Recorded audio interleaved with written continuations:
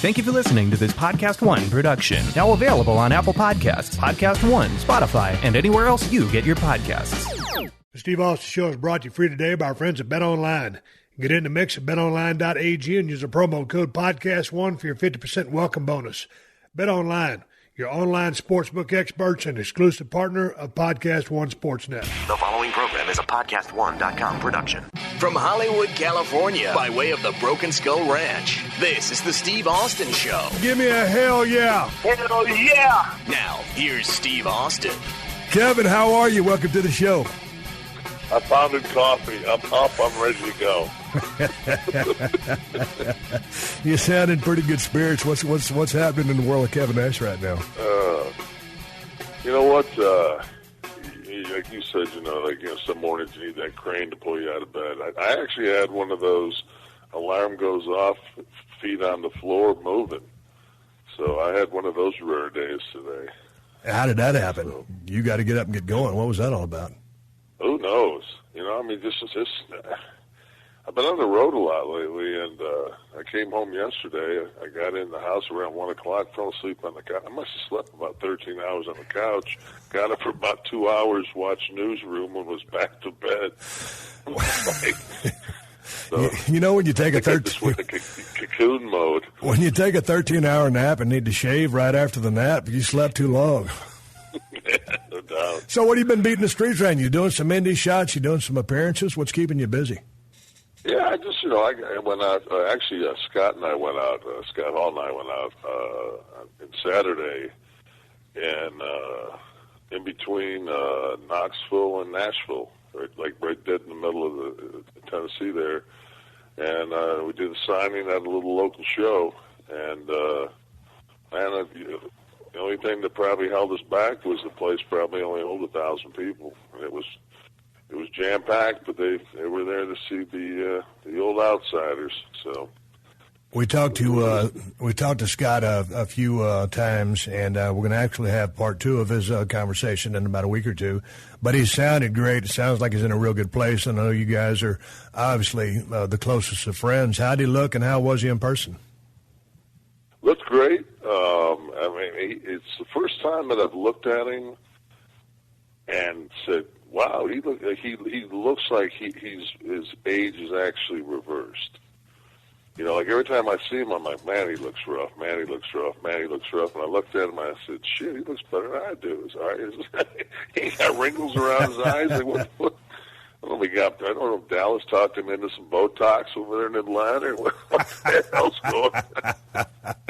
But Scott kind of he wasn't looking so great, obviously, when he was doing some bad things to himself. So maybe drinking a little too much. But back in the day when you look at that guy in his prime, and that was a good looking dude. We're sitting there talking, we're a couple of straight cats, but man, that was a good looking, put together cat. Yeah, he's a genetic freak.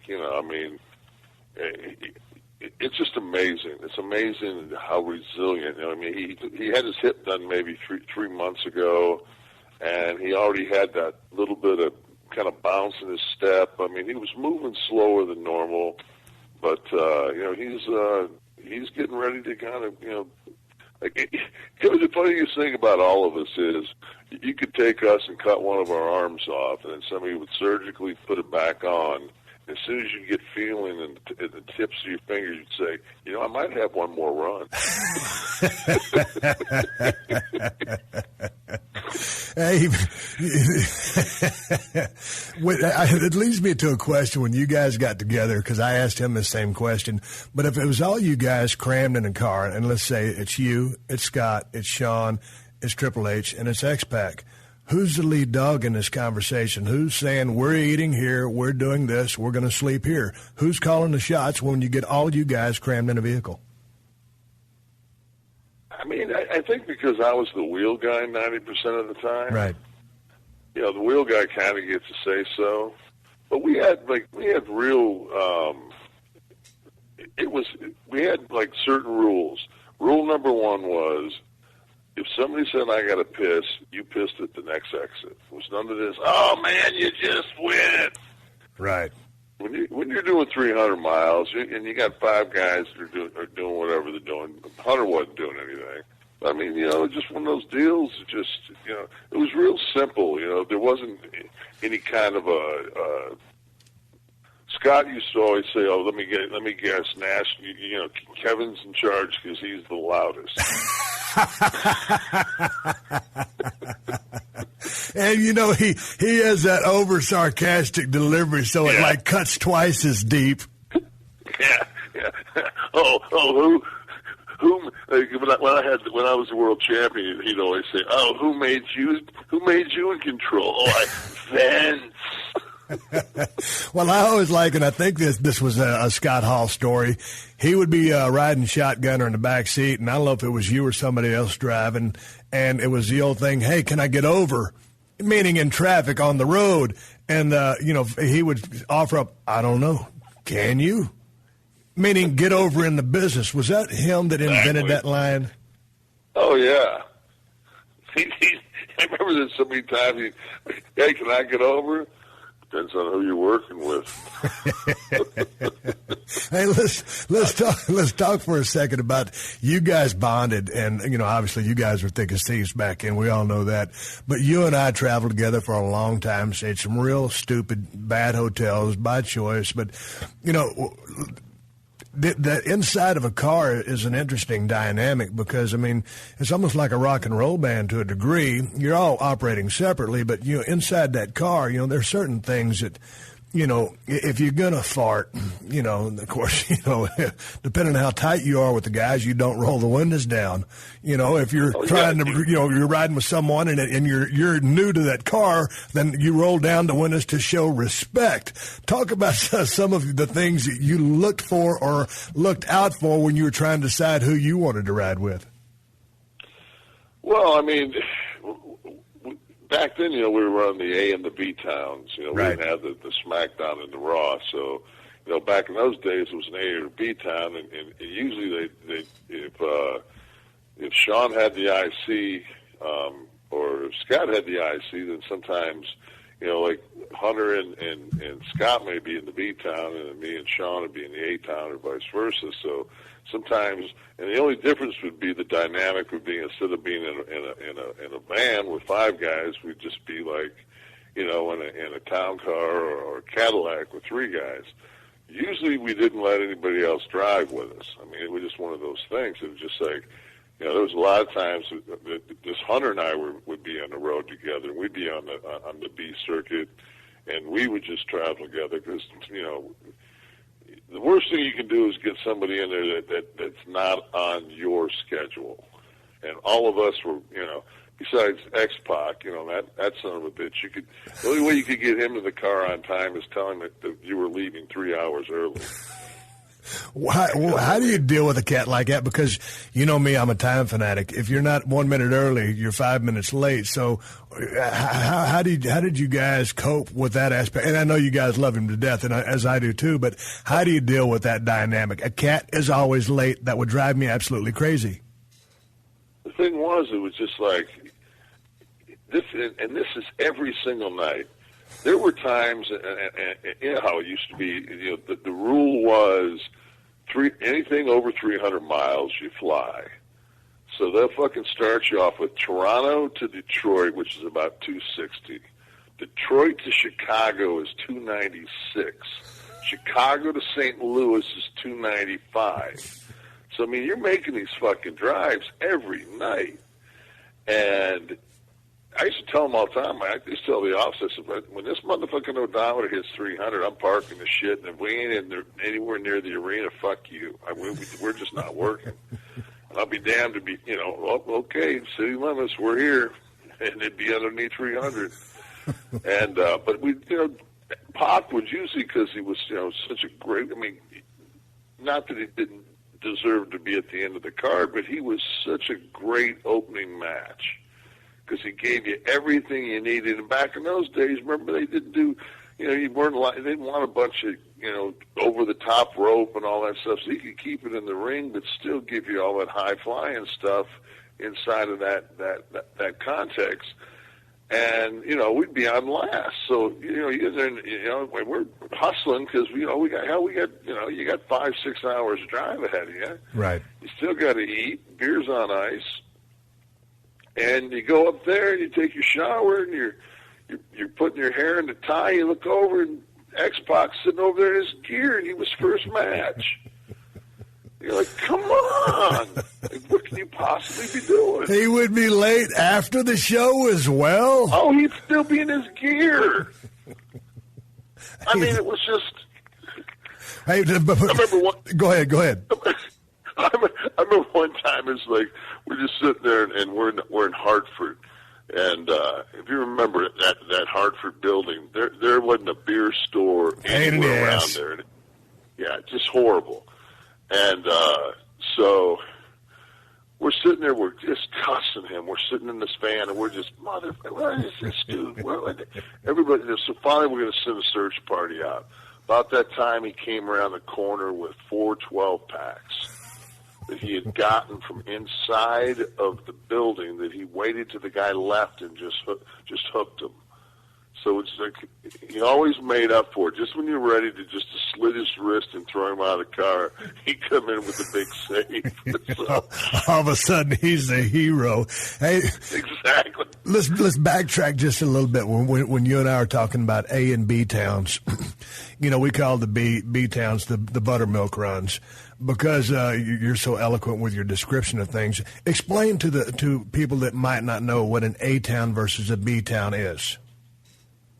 I mean, nothing against the people that live in a B town, but an A town is Pittsburgh, and then a B town would be, you know, up the road 90 miles to Erie. And you know, the A town, you get pretty much what you see on TV. The B town, you get a kind of a version of what you might have saw in Memphis in '73. Yeah, you know, the A-Town was typically an 18 to 22,000, you know, arena. Right. B-Town's typically anywhere between 5 and 10. And basically your smaller stars or your IC guy might be, you know, leading those buttermilk runs. And it is no disrespect to anybody who had that title, but I mean, that was just a difference. And because you knew that the A-Towns were drawing a little bit more money, they should have been, getting a better paycheck, and you're slugging it out trying to make it up to that A squad so you can get the better paydays. But, you know, it kind of went with the territory. But, you know, you and me were on our share of B-towns like a sumbitch, and we had a damn blast. No, I mean, the thing is on top of that, too, is that, you know, there's the advertising dollar wasn't what it was, as you know, like in today's market. So, I mean, that A-town got, you know, 85% of that market as far as the advertising, and you got, so there wasn't really that huge pressure for you to, you know, if you went to Akron and there were 3,500 people, I mean, that was a home run. Right.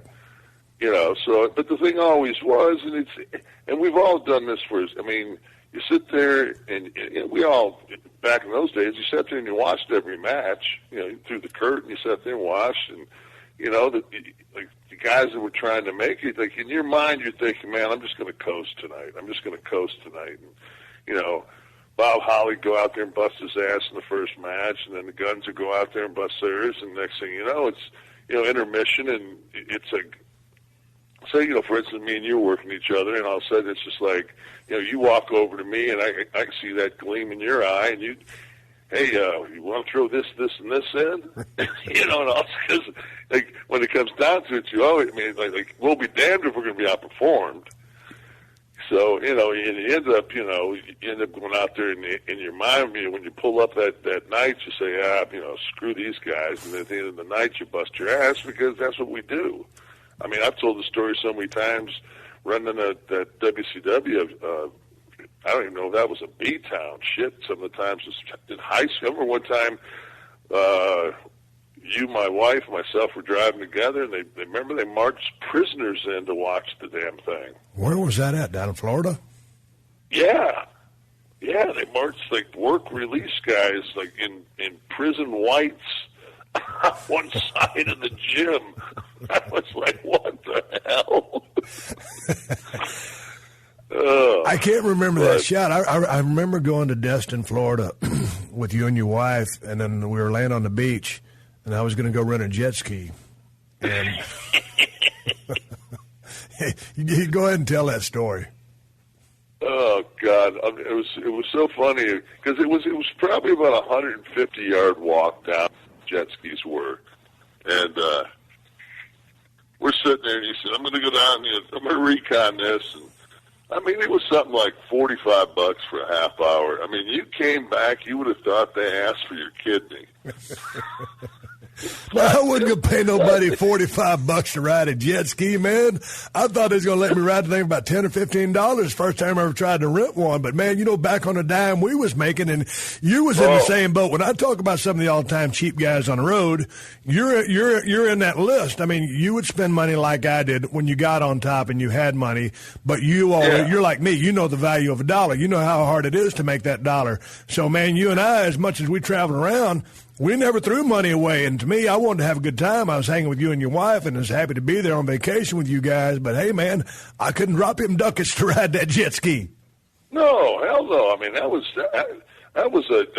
a breakfast and lunch at Waffle House. I mean, I just went on the road this weekend by myself. I did 4 minor league baseball games. Just went to the baseball games, did a couple hour signing, did a ceremonial first pitch, and I was in my own car. It was like old school, man. It made me. The little difference was, they had me in DoubleTrees and everything else, and I was in a Denali. I wasn't in a Lumina, but right.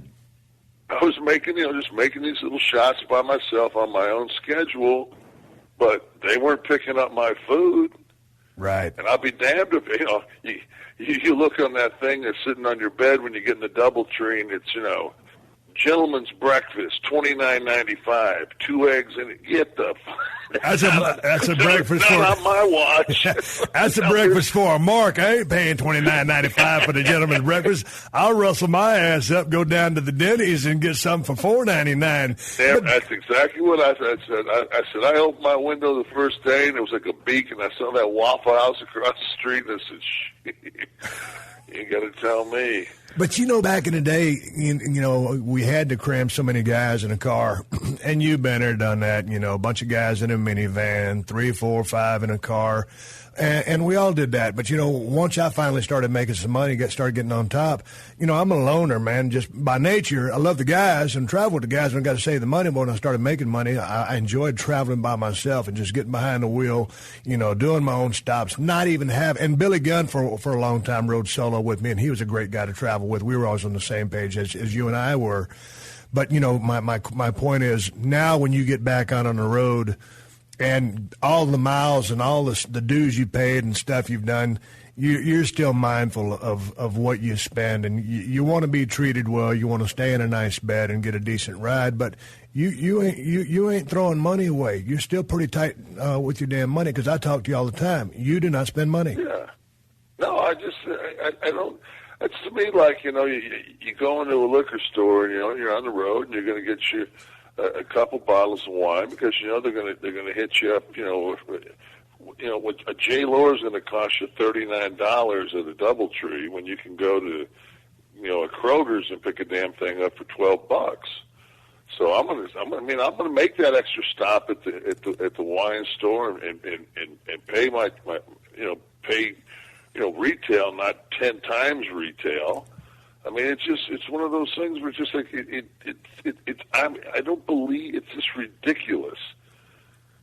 People ask me all the time, say, "I can't believe you do this. I can't believe you still go out and do this. And you can't do that." And I said, "Man, 35 years ago, when I was 18 years old, somebody told me I go to some baseball field and sign autographs, and they'll give me thousands of dollars to put my name on a piece of paper. What changes that? Doesn't change my life. I'm the same dude." Yeah, but it's funny, though, just because you have a little bit of success in something in the game that we were in, you still got to work. I mean, that's what life's all about. This show is all about the working man and the working woman, and so you still go out there and do it. They still sending them damn gimmicks in the mail called bills. You don't want to spend off your savings right now where you're still able to be productive. It's all about paying your damn monthly nut. You and me have this conversation every single time we talk. And I'm talking to Kevin Nash, and we're going to take a little bit of a pause for the cause, hear a word from my wonderful sponsors. When I come back with Kevin, we're going to segue into some hardcore wrestling. We're going to talk about a little bit of Madison Square Garden action, finishing up his run in the WWF, and some NWO stuff down the road in WCW. I'm coming back with my buddy, Kevin Nash. A Los Angeles-based brand called True Niagen has been generating some buzz amongst Hollywood and professional sports teams for its daily supplement that supports health at the cellular level. This vitamin, which increases your levels of NAD, is backed by Nobel-winning scientists, 10 human studies, and global regulatory approvals for safety and efficacy. And that is True Niagen. Increasing NAD provides support and energy for the trillions of cells throughout your body, which decline as you age, as well as with intense exercise and various lifestyle stressors. Exposure to a virus can further deplete your NAD supply. Support cellular resilience and repair with NSF Certified for Sport True Niagen.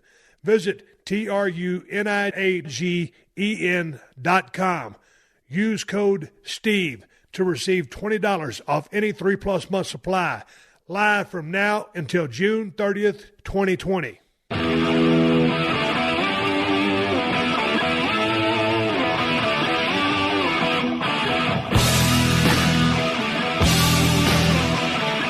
right, I'm in the studio talking to my good buddy Kevin Nash, a.k.a. Big Sexy. We've been talking about life in general, some memories of back in the day and what he's currently up to, but every time I talk to Kevin, I always want to know a little bit more about the NWO, because it was an interesting period in the time of professional wrestling, because when they went down south to WCW and lit that thing up like a Christmas tree, and I had my run in WWF as Stone Cold, we were running parallel paths, and a lot of times, I didn't get a chance to see exactly what they were doing. I just knew they were doing some crazy-ass stuff and setting a tone that would never be forgotten, and it was just great competitive TV. But before we get to that NWO part of Kevin's career, we were talking to Scott Hall a couple of weeks ago here on the show.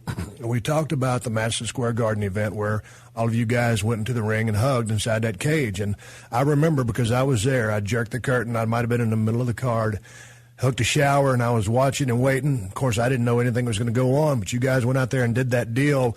And I was thinking, I remembered incorrectly that was you guys' last shot, but y'all went out there, hugged in the garden, because seemingly that was going to be y'all's last time to ever be together in that garden. You had deal memos with WCW, but you still had dates to fulfill with the WWF.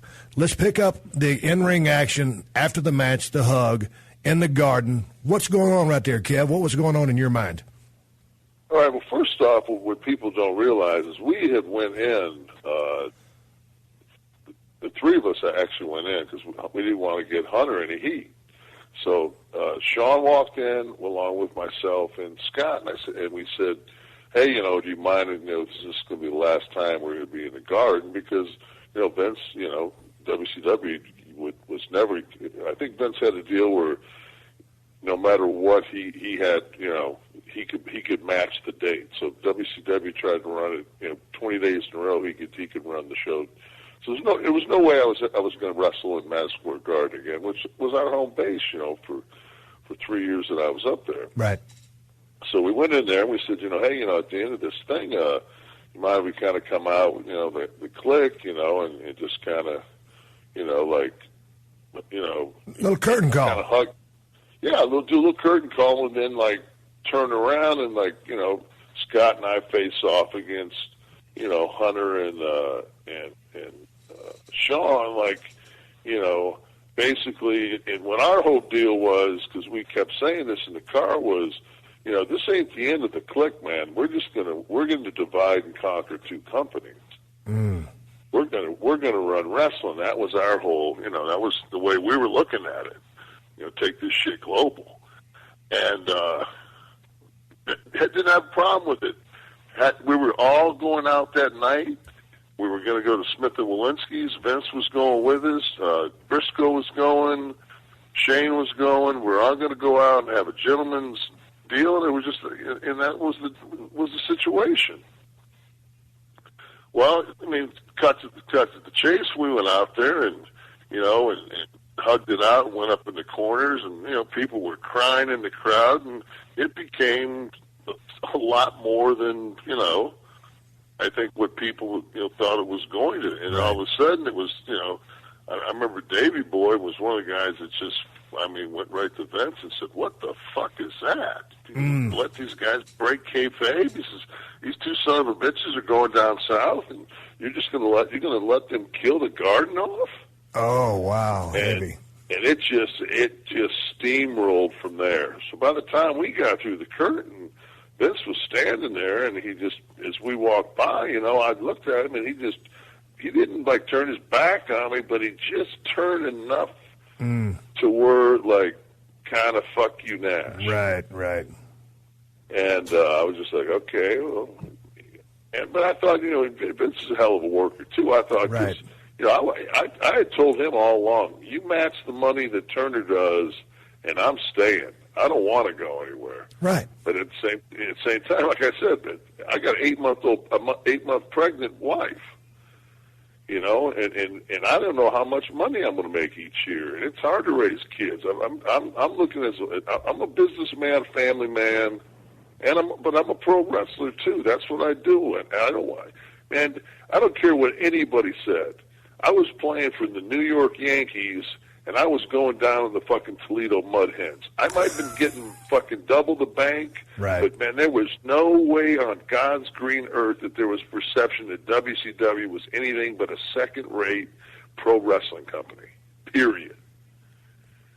So, and I'm giving up Diesel going back to a place that put me in a fucking green dunce cap. So, but let me check this out. Because I can see the lure of the money. And this was back in the day. Now help me out here with this, Kev, because back in the day, there was no such thing as a guaranteed contract. You guys set the precedent right then with guaranteed money. And like you said, it might have been the Bush leagues, but hey, man, you was going down for, a lot more money and guaranteed dates. And, you want to stay in New York. You want to stay in the WWF, but you don't know how many shots you're going to run. You don't know what you're going to get paid because this was before the downside guarantee. You knew you were going to get paid fair, but that guaranteed money, and a lot of it is guaranteed money and a lot of it. So you had to do what you had to do for you.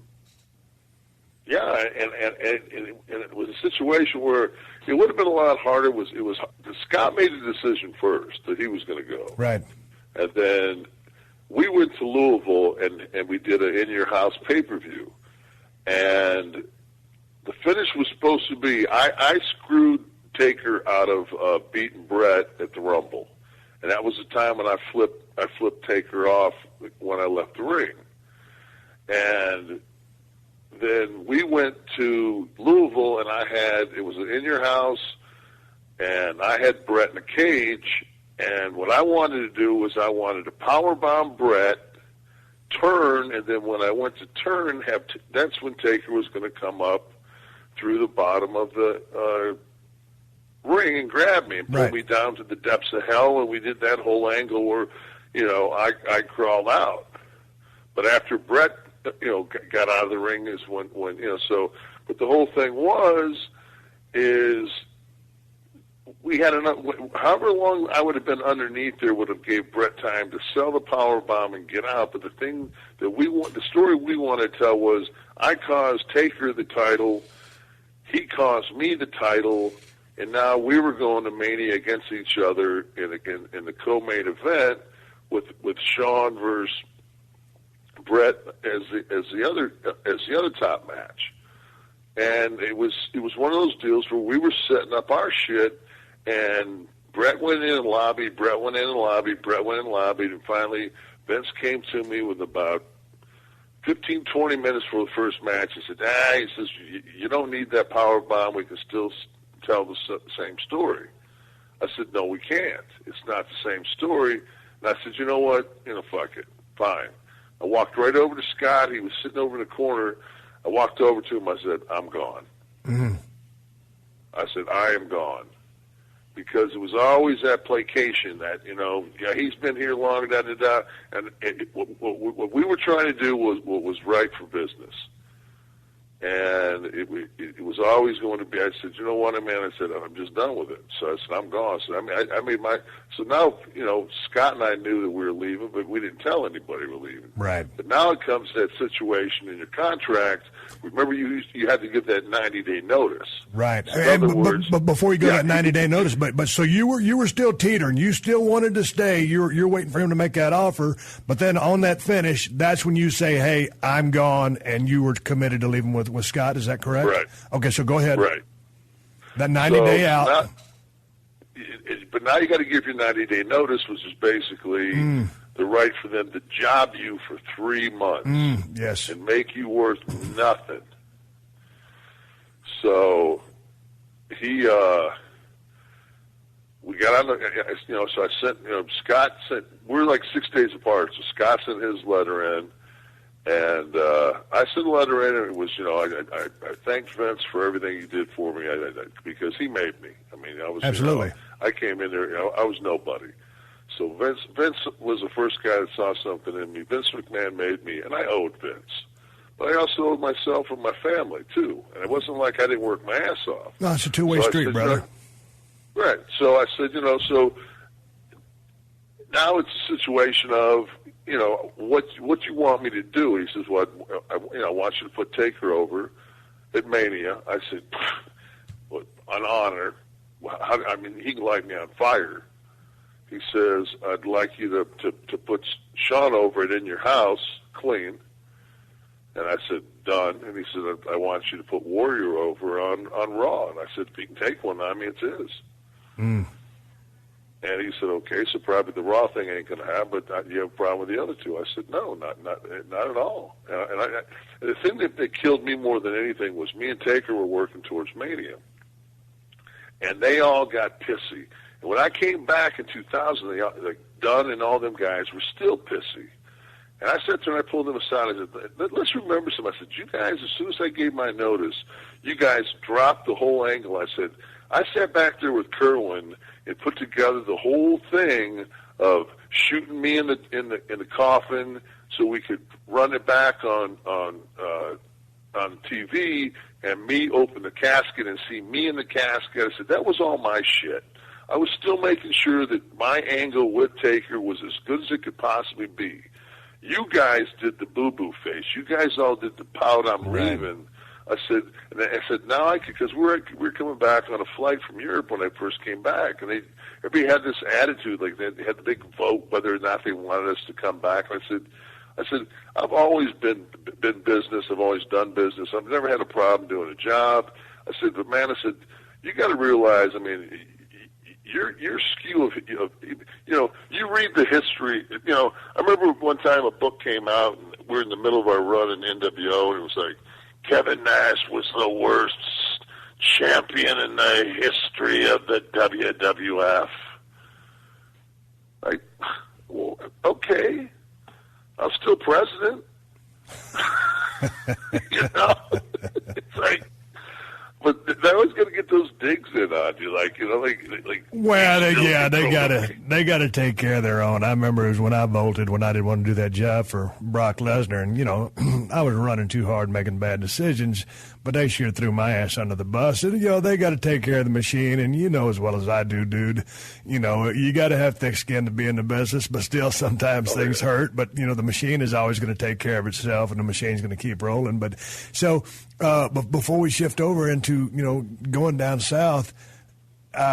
Just those last 90 days had to have been pure hell, and I can understand, obviously you want to do the business with Taker, do the business with Sean, and maybe not so much with Warrior, but just, man, from a feeling of the boys and management, were you just now just a total outcast? Was it uncomfortable? That picture, the picture that we have, that classic picture of us all on the back of the bus. Yeah. That was that European trip that we did that was like 26 days or whatever. And that was before I left. That was right before I left. That was my last European trip. And I worked with Taker every night, and it was one of those deals, man. I got there the first night, and I just looked at Mark. I said, let's just have fun. Let's just call it in the ring. Let's just, whatever happens, you're gonna tombstone me every night. People are going to leave happy. You know, I said, let's just do this. And we went out there for 26 days, and I mean, just had a ball, you know, and the guy, because that group was such a tight group, man, because I don't care what anybody says. You look at the back of that bus, that was the business. That was a crew there, man. That was it, man. That was the business. And you split that down the middle and start another company, and you can't lose either way.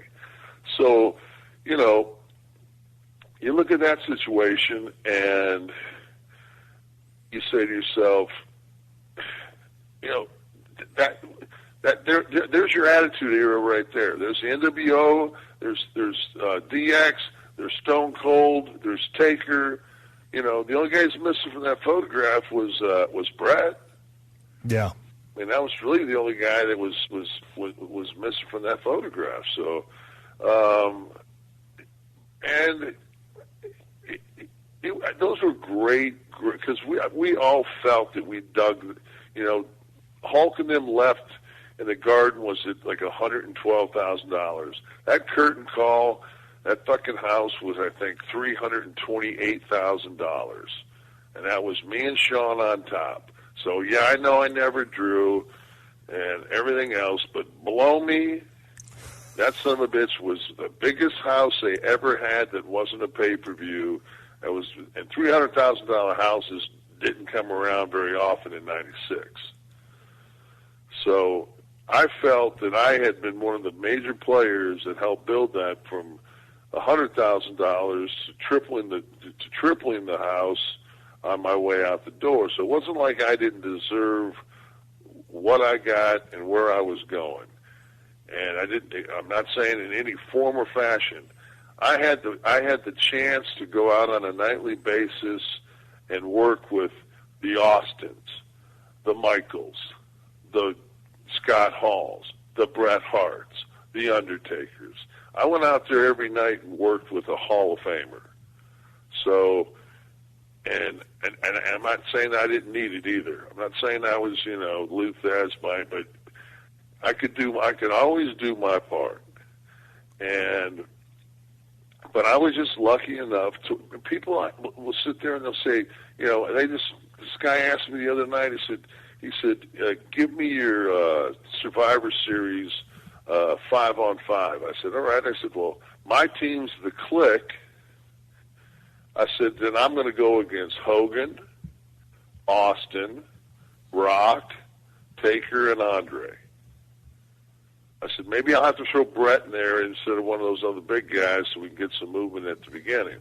I said, that's my era of guys. Andre's right. The only guy that I never worked with. Right. But speaking you take that, that's 10 pretty damn good guys. You know? And I said, God, you know,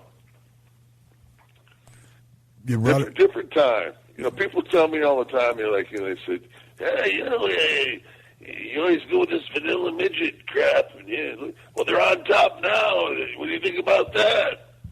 I said, well, I ain't got to think nothing about it because I kind of remember Raw doing about a 9 and us doing about a 7.5 on the same night a little bit ago. Hey, you brought up two key names there, and you work with both guys so much. But before we go into our next break, just talk briefly about working with a guy like Shawn Michaels, who I have a shitload of respect for, versus working with a guy like Bret the Hitman Hart, who I have a shitload of respect for. You know, I worked with both of them. What did each of them present to you as far as workmanship and your chemistry with each guy? Because, again, I both of those guys are about as high as you can get on a pedestal for me. What was your take on working with both those cats? Well, with Shawn was always, you knew what you, number one, those two guys never took a day off in their life. No. You went out there, you were going 30, you were doing everything. I mean, and you better be in shape because you're getting there's going to be 12 false finishes. You're going to bust your ass. You're going to earn your pay that night, number one. But the thing is, you're going to leave that arena and you're going to have a smile on your face because you know if there's 20, 25, whatever there is in there, how many thousands of people that they saw a hell of a show. What was the styles were very different. Go ahead. Because, to me, it was like Shawn Michaels was like Michael Jordan. He was making so much movement. He was always the guy that would hit the ropes. Duck the clothesline, duck the elbow, grab you by your waist, throw you in the ropes, hook the ropes. He'd go back, come at you, duck another elbow. Yeah. And this whole time I'm in the middle and turn around and catch him with a boot and him stagger, off that boot backwards through the ropes onto the floor, and that's your opening spot. Yeah.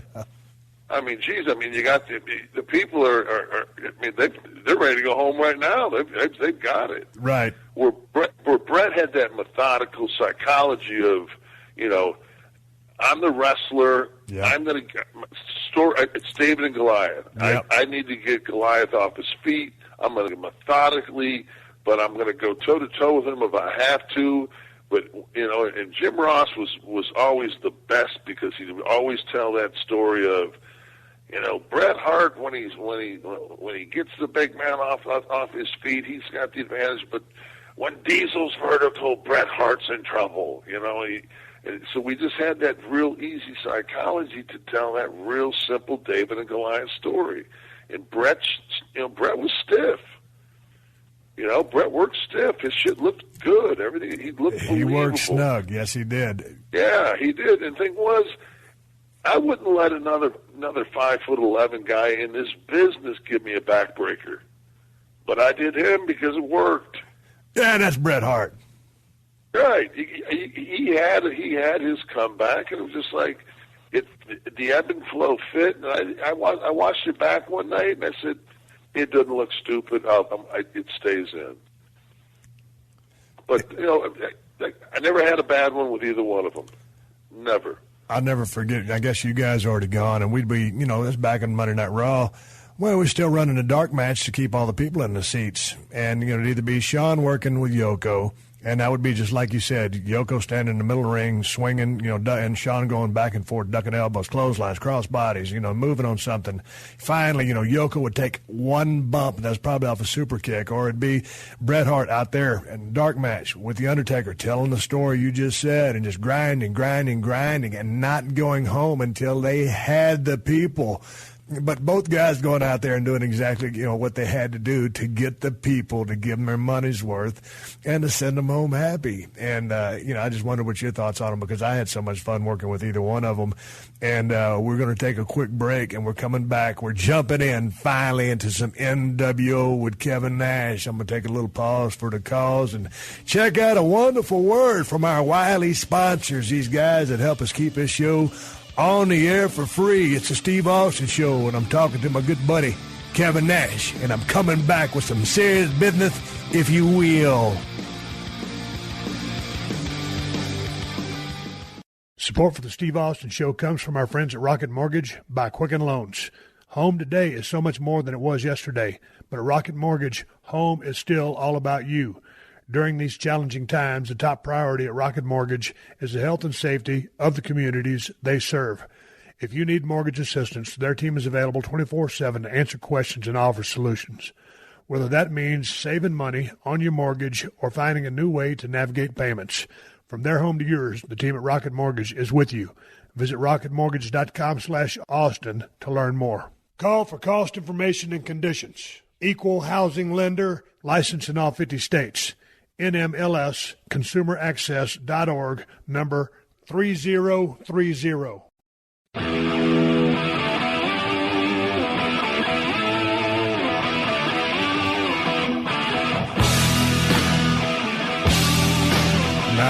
That's right. We're going to work up to a vertical base, hit me in the drum with a couple of elbows, take off, duck the elbow, duck a clothesline.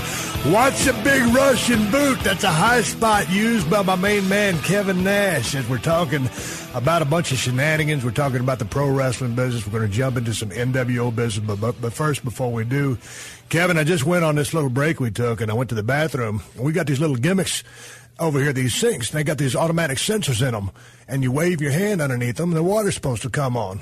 So I wash my hands after doing my business, and the sumbitch in water will not come on. And I'm hitting every control, every little sensor on that sink. For 15 seconds, I'm waving my damn hands on this sink, waiting for the water to wash the soap off. So then I said, well, piss on it. I've already pissed. I'm trying to wash my hands. I'll move over to the next sink. When I move over to the next sink, the sink that I was at, the water started rushing down. So then I go back to that summit to try to wash my hands, and the water won't come on. Whoever invented the sink, if there's one thing I can't stand, it's a sink with an automatic wash dispenser. And if I ever meet that summit, I'm going to kick him square in the balls for inventing such a stupid contraption. I'm talking with my good buddy Kevin Nash. Enough of that. Kevin, you still there? How are you? Yeah, that in the waterless urinal. Hey, dude. That's another one. At some you walk point, into a bathroom, it smells like a fucking barn. At some point, technology. Uncle, I've had I got it up to here with this technology. I want to go back to the caveman days. I actually think that would be kind of fun. Maybe even bring back an old AM transistor radio. Teach those sumbitches how to play Marco Polo. There's too much technology for a cat like me to exist in this business. But I keep plowing on like that tank on the battlefield with the WD-40 on the damn tracks because the machine must keep rolling. I'm talking to Kevin Nash, and we've been talking about a bunch of horse shit that I always enjoy talking with you about. I wanted to get the down low. You guys came out of New York. You went down into WCW, down into the Bush Leagues, as you put it, so to speak, and a step down, but going into guaranteed money and in a move that would change the pay scale and the payday factor for the rest of the business, because before you guys, there were no guaranteed paydays. So a new dynamic existed from that point on. But what was the feel, Kevin, when you guys rolled into town, and you guys are two big, intimidating cats, y'all roll in, everybody didn't know where to shit or whine or watch. There had to be some nervous cats or some looky-loos saying, what's about to go down here? Well, the first thing was, Scott went down first and did I think his first TV was Macon. Then I came, and I was Charleston, West Virginia was my show. But we were together. And then we showed up at the pay-per-view. I power-bombed Bischoff through the table, and people pretty much at that point realized shit was on, because we were going to tell them who our third member was. And at that point, Hogan hadn't determined whether or not he was going to jump aboard and turn heel, so the backup plan was Sting. So we just kind of kept plowing along, and the thing that people don't understand is Kevin Sullivan was booking this, and Sullivan books heat. Right. And we had a deal where we were going to go out there, and there was like Ming and Barb and all these big guys were in the ring, and we had to go out in the ring and basically clear house. And we're sitting there in this room, and I'm looking around, and Scott's looking around, and Scott says, we need weapons. I said, yeah. I said, can we get aluminum baseball bats? And, they're like, no. And Sullivan's shaking his head no, but making the nod of yes. Like, yes, that's what we're going to do. Right. And he's going, no. So, lo and behold, we go out there that night, and we are coming to the ring, and people see us with these baseball bats, and Scott was the first one down, and he just took that baseball bat and slammed it on the top of that steps. And everybody went, holy, like, these guys got aluminum baseball bats. Well, I mean, I don't care who you are. You're not going to take a shot to the head with an aluminum baseball bat. You're going to get out of the ring. And we went off the air that night with the Charlotte cops actually unbuttoning their guns. Oh, Jesus, that's great. So we go to the next week, and that's when we came up with the idea of doing it like cops, where the camera crew's running. It's like they didn't even start the nitro play yet. They didn't even write the fire and the nitro. We cut live, and the guys were running, and that's when I caught Ray and threw him into the and everybody was laid out, so it was the intent of the violence because we didn't have the gimmick match yet. But then I grabbed Ray, and then I darted him against the wall. We took off. They got a couple of hundred phone calls, MGM did, saying that you got a couple of thugs in the back beating your wrestlers up with baseball bats. People thought it was a shoot. Thought it was a shoot. Wrestling got real all of a sudden. Real quick. All that bullshit, this shit's fake. No, it wasn't. That's when you know you're doing something right. Absolutely, because the thing was, the world had just seen those two guys up on New York's TV, and now we're coming out saying we're taking over. I mean, you couldn't have planned a better scenario, because when the third guy ended up being Hogan, now you got Mean Gene in the ring in Daytona Beach with Hall and Nash on each side flanking Hogan, and he's saying, "Brother, what you got here is the New World Order." And it looked like New York TV. And it was as real as it got, and all of a sudden they started throwing shit. A Mark hit the ring. I caught him with an elbow. Scott said, "Mark, put the boots to him." And I said, I used to hear stories from the old timers that said that they had this kind of heat. I said, "This is heat." Right. And all of a sudden you realize it's like, this is like real heat. Like, we may not get out of here heat. See, I'm getting goosebumps over here, because these are the kind of stories you yearn for, because you heard back from his old timers. All of a sudden, you're out there doing it. And Gene played his part totally, because, he couldn't believe the side that Hogan was jumping on and leaving all the Hulkamaniacs. And Hogan laid down that heel promo. It was spectacular. When this starts going down, you guys have got to go to the back, because, dude, when you come out of the ring from rocking the joint, you got that adrenaline buzz going, and you're just higher than a kite. And I mean that in a pure, natural wrestling sense. So what's the atmosphere backstage? You guys know that you got a lightning bolt in your hand, right? Oh, my God. It's like, I'm thinking, yeah, this will probably work, and you're looking at it going, we made the Frankenstein monster. That son of a bitch just walked up. He is alive. So, yeah, we knew it was something. I mean, we thought it was going to be something, but now it's just like, holy shit. Hey, when did y'all bust out those NWO T-shirts? Because I remember when you guys started wearing those things, and those things hit like wildfire. I couldn't go anywhere without seeing one of those damn gimmicks, and it was power. People were digging it. Y'all had heat, but people were digging it. Well, it was that anti-establishment, but the thing was, it was, New World Order's been around in biblical sense and so many different terms of just this New World Order. And it just worked. Craig Leathers put together that logo in like a day, so we'd have T-shirts for the next Monday after the pay-per-view.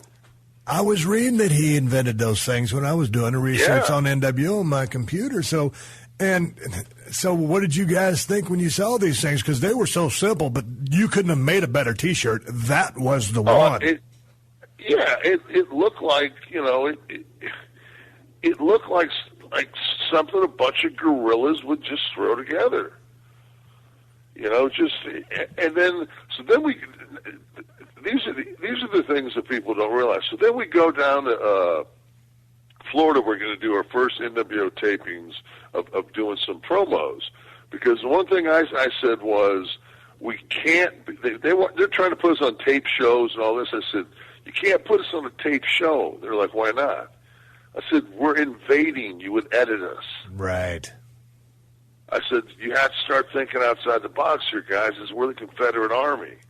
I said, we buy time on your show and we run ads on your show.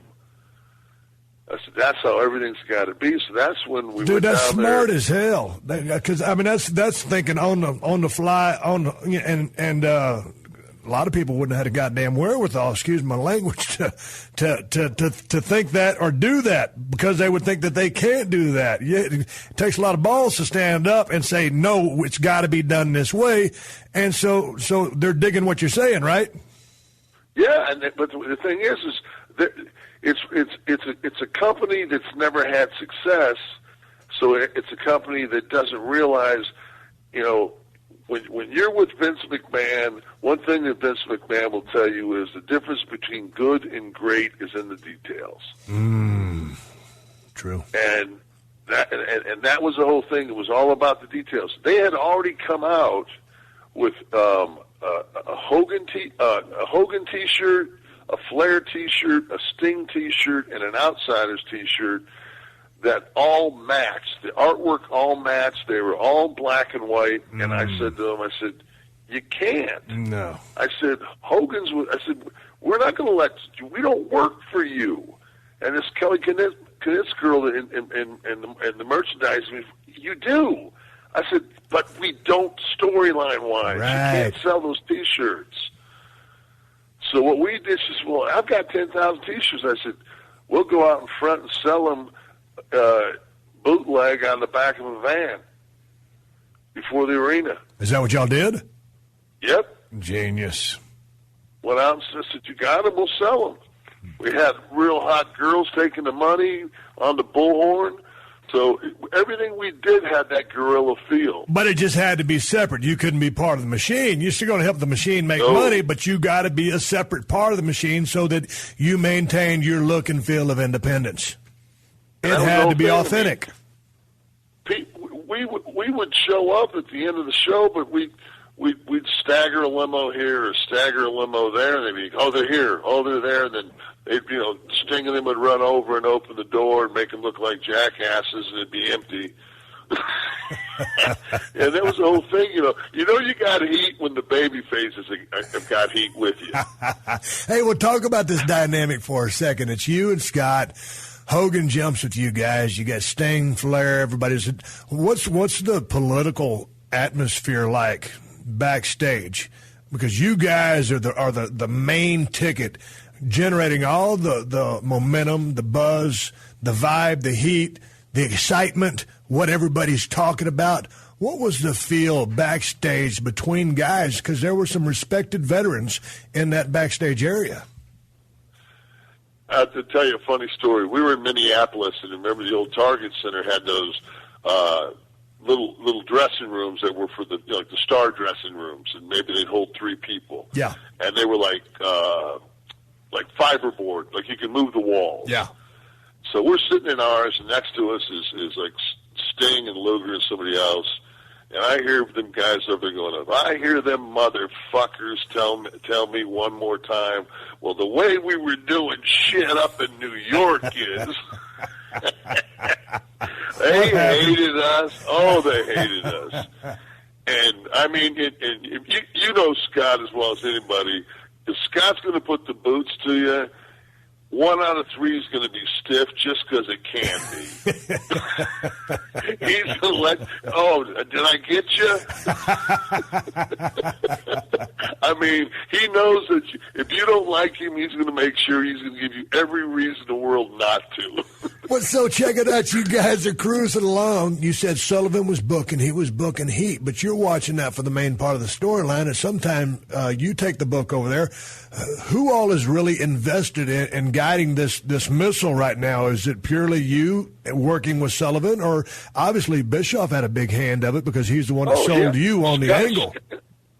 I mean, Scott and I, are traveling alone. Right.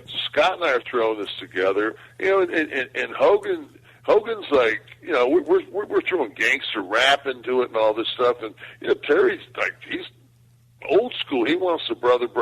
We're like, no, man, that ain't hip. That ain't what's working, man. Right.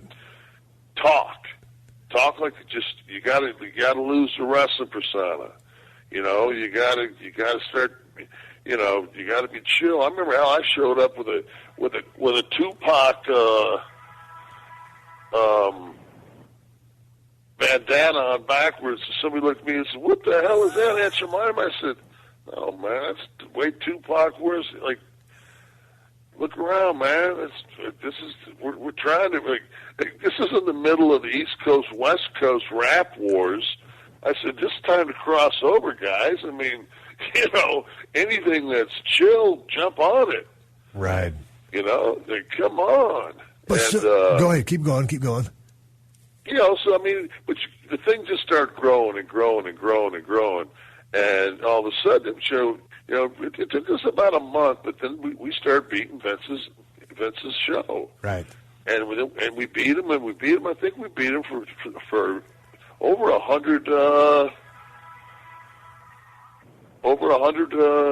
plus weeks. We beat them. But let me jump. Let me jump back. Let me jump back into ask you one more question before talking about beating Vince in the TV. When you guys are kind of saying to Hulk Hogan, hey man, no man, kind of direct your promos this way, and we're talking about Hulk Hogan, one of, if not the biggest stars in the history of pro wrestling. So, but he's jumping sides with you guys, and maybe you guys being a couple of years younger and hip to the vibe. And you're trying to help this guy almost recreate or reignite a persona or a segue into a little bit different side of Hulk Hogan, the dark side, to fit NWO. How was that messing with his head? How was he copacetic with the input from an ego standpoint? How did that match up? How did that work out? That's where they started doing the black and white promos, because he wasn't cool with it. He cut his promo. We cut our promo, and then they would just edit the pieces into it and make it work.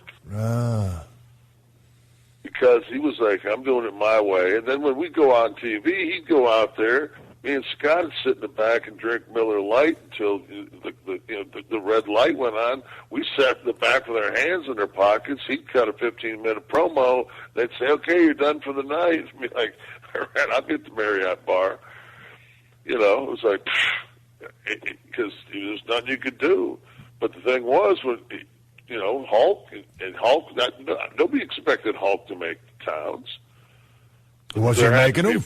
A presence out there for NWO at the town, so we started hitting the house shows.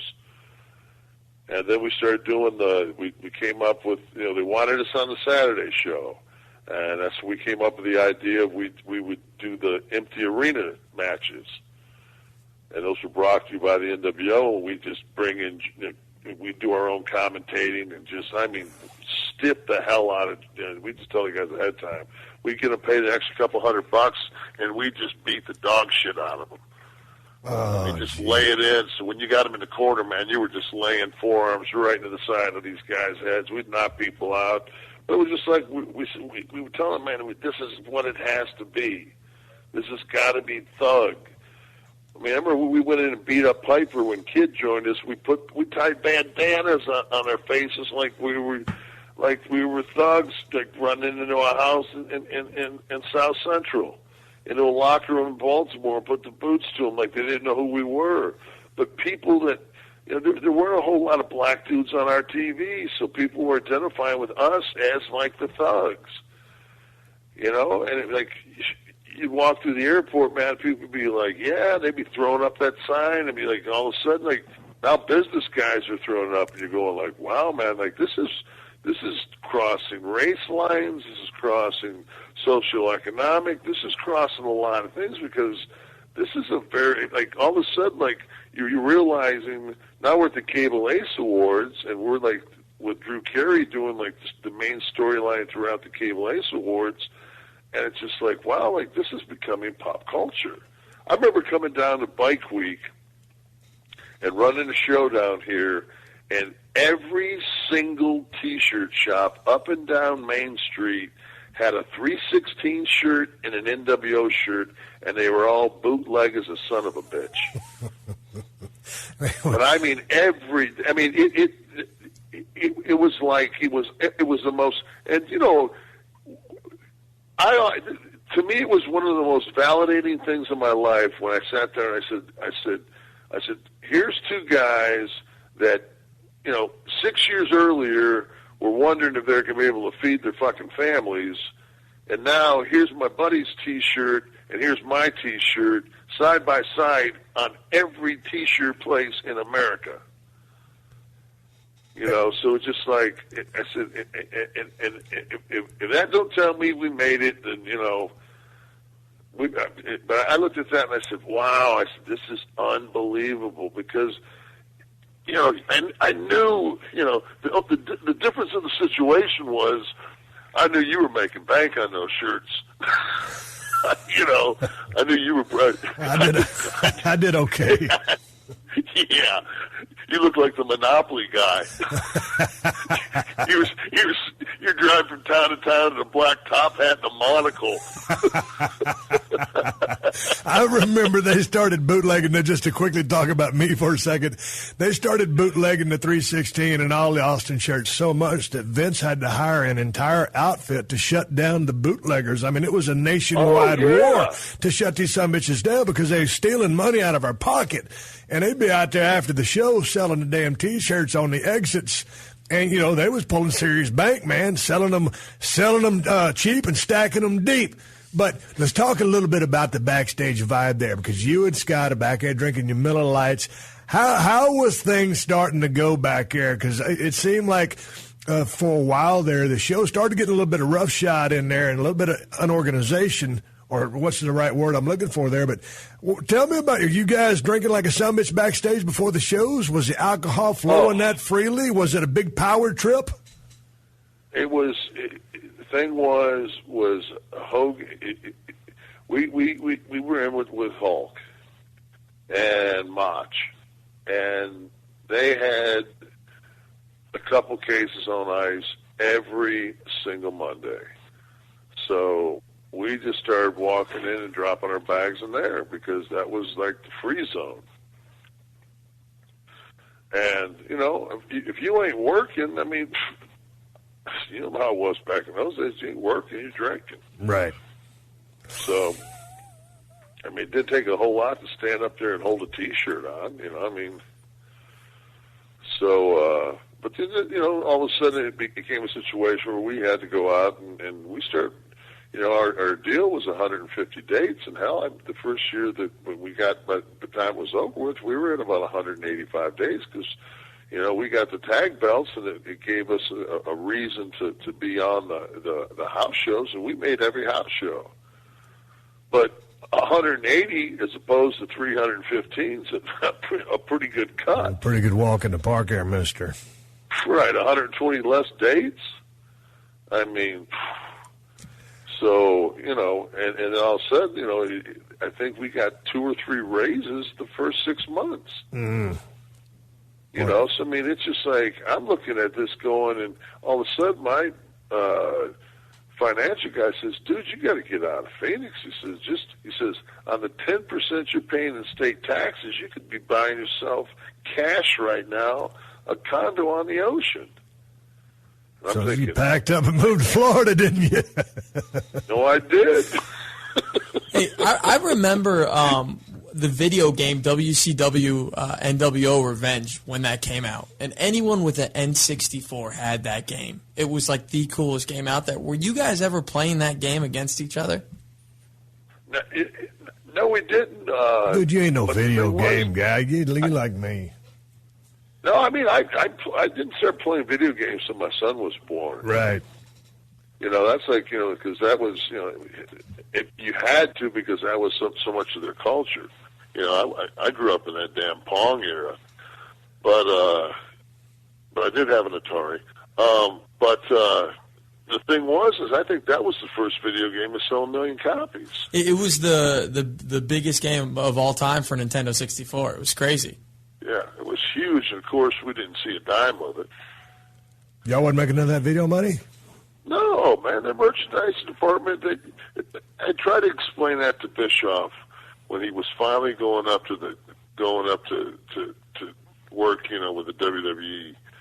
And I said to him, I said, the one thing that you're going to be the most impressed with yourself is when you go up there and see that machine and see what you beat it with. Because that log cabin crap office at WCW had, I walked in that son of a bitch, shit looked like Weekly Reader. And this is our merchandising department, one room. Right. I mean, we had to sit there and try to explain to them how to sell merch. Well, what was the difference between working with Vince and working with Eric Bischoff? I think that Eric had ideas, but Eric was a person that is somebody that if you can paint the picture to him, he's great at visualizing, but you have to be able to paint the picture for him. Where Vince is a visionary, And basically, when you sit down with him, you're basically just like, crossing the T's and dotting the I's. It's just Vince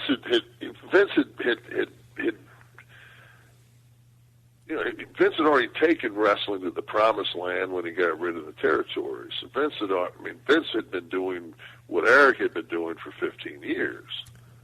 But I remember when Eric came from what did he come from, the AWA down to WCW, and he was one announcer. Eric's a good-looking guy, a young cat back in the day. How did he parlay that position into running that company?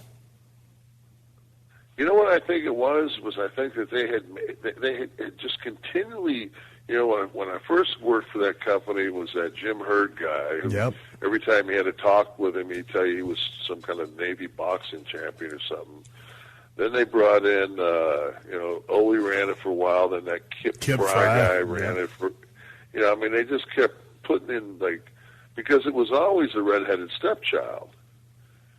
And when Eric got a hold of it, Eric basically told, because Eric's slick, man. Eric's, he's a brilliant guy. Hustler. Like I say, there ain't but one human being on this planet that can say I beat Vince McMahon at his game. There's only one guy. That's him. He didn't beat. His biggest mistake was, as all conquerors do, he wanted the Napoleon. He wanted to conquer Vince. He didn't just want to beat him. He wanted to conquer him. And I remember one time we were in the back of the Lear. It was me, Hogan, Macho, Scott, and Eric. And he said, "I'm going to put him out of business." And Hulk looked over at him and he says, "You don't know that man." He said, "You'll never put him out of business." That's one thing that anybody that works for Vince, you might have disagreements with him, but that's a man. Right. He ain't no punk. No. Vince McMahon is a man. He ain't nobody's fool either. No, he ain't. Vince is the kind of cat, man. If you think you get one over on Vince and you go down the road and he hires you back, he will hire you back just so he can give you that payback. Then say, "I'll see you chump ass down the road." Yeah, that's the old Puerto Rico. Hey, Nash wants to come down and work in Puerto Rico. Ah, fuck Nash. No. Let's bring him in, then fuck him. Hey, what was the wrapping this thing up a little bit here? But what was your highest point? What was your fondest memory of the whole NWO experience? I think when we went to Osaka, and we did the big Osaka Dome show, and we sold $5 million worth of NWO merchandise. Are you kidding me? No. We sold like $235 leather jackets. It was crazy. There was 60,000 plus there, and the crowd. It was just like to go into a building and see 80% of the people in that crowd in NWO shirts. It was huge. It was just like it'd be, because WCW never had that global presence, and it was just like, wow, man, this is really where we want to be. But they never had the machine in place to make. And I've said this before. It's like Turner Home Entertainment put on the pay-per-views. So when the pay-per-views were doing great buy rates, that money wasn't going back in the WCW kitty. That was going to Turner Home Entertainment. That whole thing, that company was set up to lose money. I've always heard that. Is that a straight-up shoot? That's a straight-up shoot. They were saying they lost $68 million that one year, and I looked at that, and I just kind of did some quick math to myself. I said, there ain't no way when you're, granted, if you're doing a 7.5 and it's cable and it's wrestling, you're still probably, you're going to get to what somebody that's doing a 2 is on a normal show. But you still got 3 hours of prime, #1 rated cable television, and that thing is packed from top to bottom. I mean, we were doing I think we even cut it down to one point. I think we were doing 17 and a half minutes of commercials an hour. And it was, geez, I mean, that's a lot of, you can't tell me that thing ain't making revenue, because ain't nobody on that roster making, Hulk was probably making $1 million a month, but the rest of us were in that 1 to 5 range. And there weren't many of us in that. And it was, it became a situation of, you look at it and you're like, the Braves' payroll's a hell of a lot higher than ours, and what are they doing, a 0.7 on right. on Saturday? I mean, granted, Major League Baseball's giving them that bank, but, I just thought that, but the thing was, and I'll tell this to anybody and everybody, I went home on a Sunday, watched WrestleMania, and it was the WrestleMania with Tyson. And I watched that thing from start to finish, and every match had a movie trailer quality intro to explain how they got to where they were. Every match performed. Kane was shooting fire out of his fingertips, turns down the two biggest draws, you versus Tyson. You do that. I mean everything. And we got to TV that Monday, and I looked at Sullivan, and he gave me the Iggy to come over to him at lunchtime. He said, "Brother," he said, "you watched that last night?" I said, "I did." He said, "Well, when I told you," because he already knew. He said, because you guys, it just kept getting.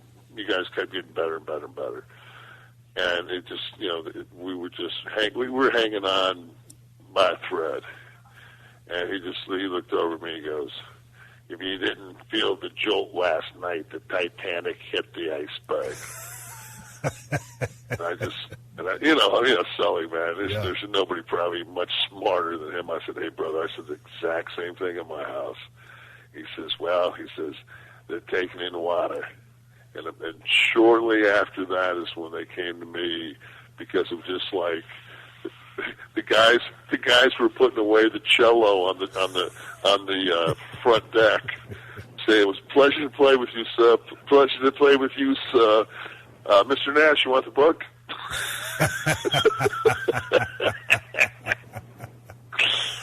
Hey, I never got a chance to really know Sullivan that much, but I always heard that the guy was such a smart guy, booker, creator, and all that stuff. Creative dude for a shoot, straight up. Yeah, unbelievable.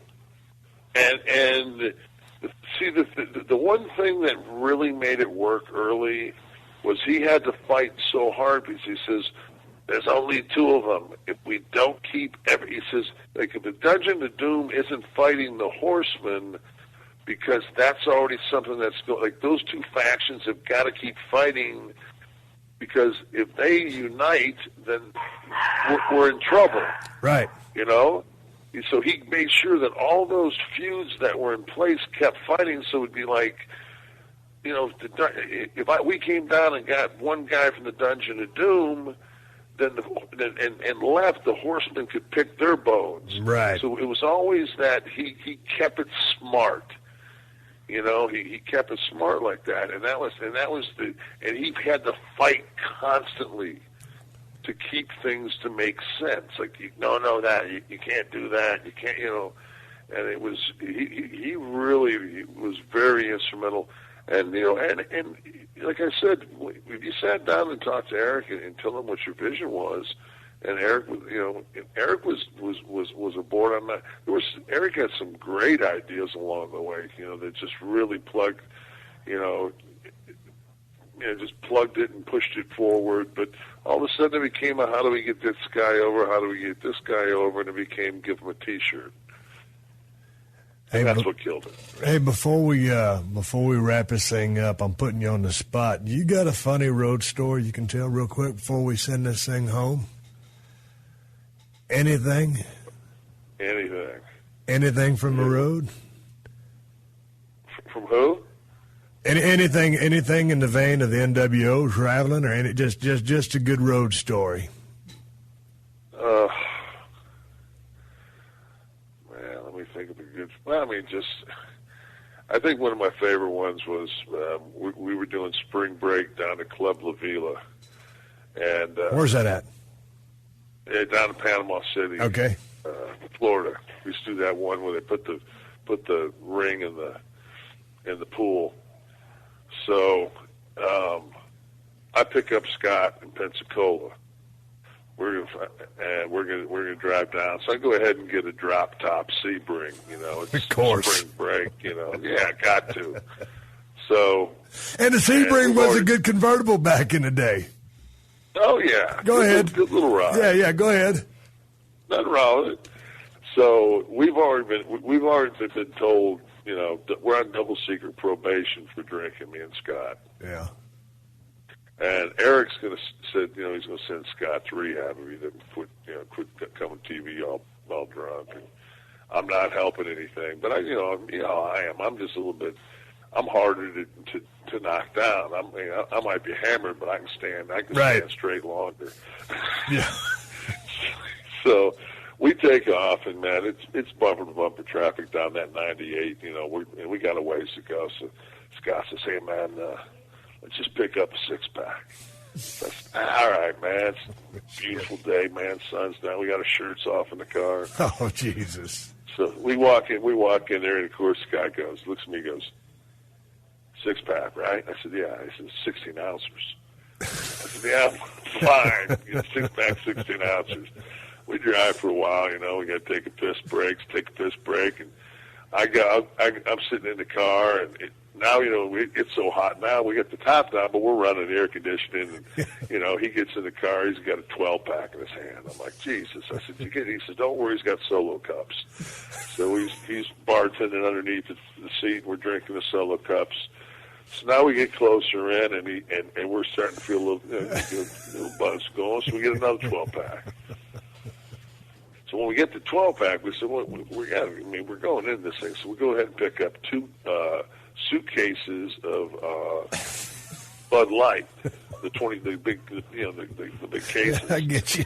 And we go in and get matching board shorts, Hawaiian shirts, and flip-flops. So we pull in, and it's like, the show's ready to start in about 45 minutes. And Bischoff's sees us, and he's in this tent where they're having like a cookout. We get out of the car, beer cans and we're running in these flip-flops, and we know if we can get this beer in the Hogan's trailer, we're safe. It's like the safety zone. So right. We're trying to run these flip-flops. He's, hey. So we get in there, get the cases open. I pop one, give it to Hogan. He pops a beer, gives it to Macho Man.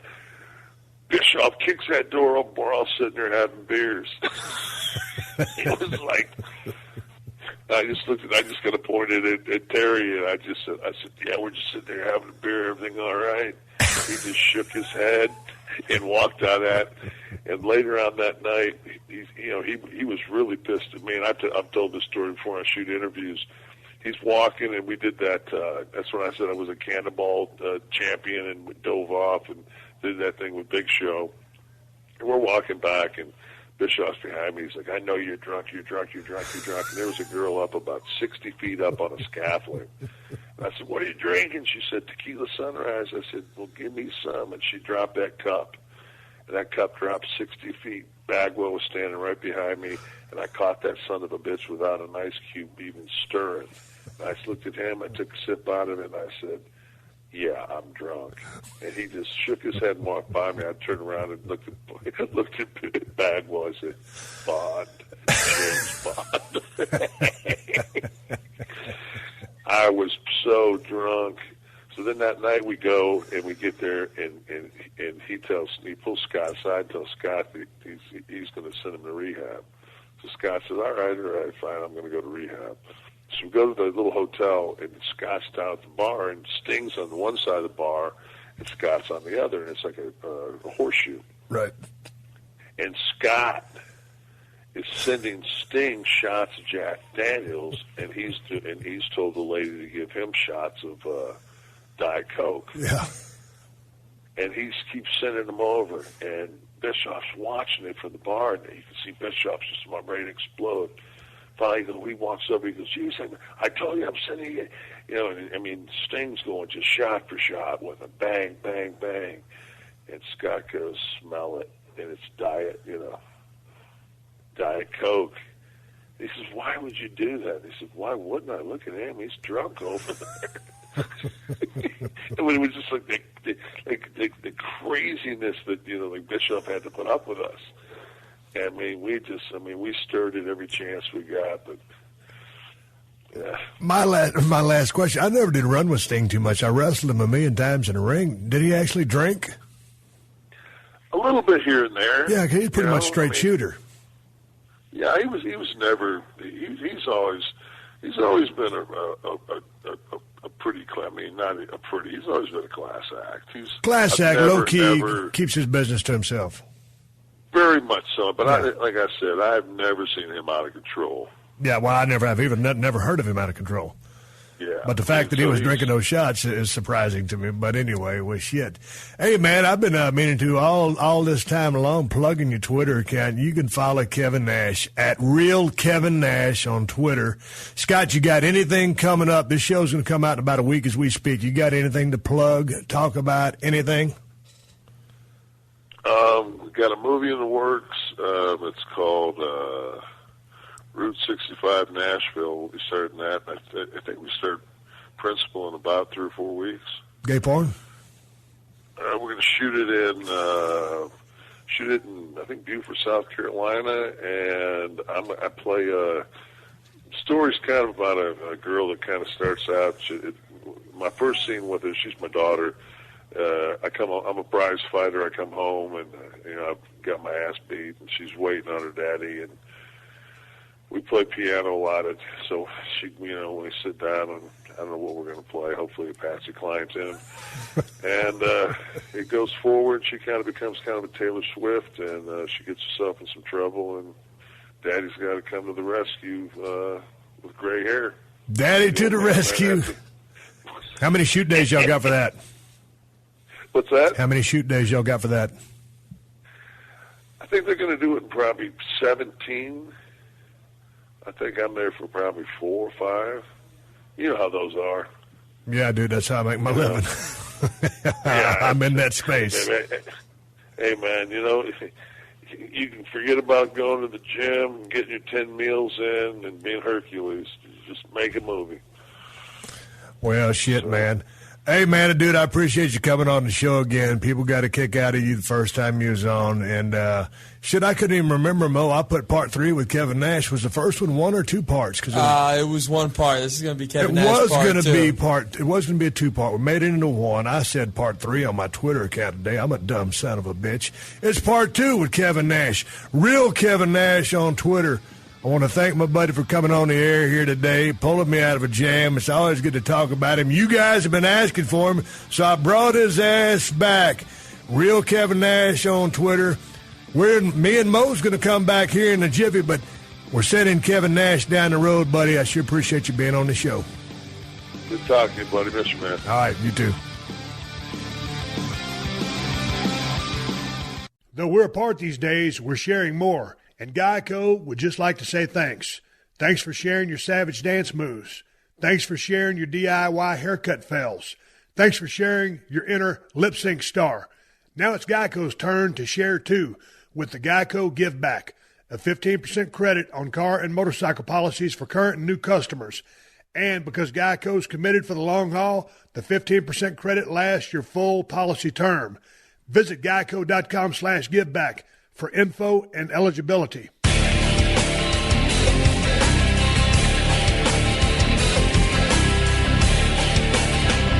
All right, everybody, give me the go home cue. It's time to wrap up this podcast and ride off in the sunset. Don't forget to rate and review the Steve Austin Show on Apple Podcasts and tell your friends to check us out. If you want to reach me here on the podcast, send an email to question@steveaustinshow.com. And the best IPA in America on planet Earth is Broken Skull IPA from El Segundo Brewing Company. You can get Broken Skull IPA at Whole Foods and Total Wines. If you live in California, scratch that. You can get it almost anywhere in California. You can get it in 17, 18 states now. If you ain't in Cali and we're not in your state, check out elsegundobrewing.com because we might just be headed your way. And you can also click on the interactive map. Click on Broken Skull IPA. Find a location nearest you.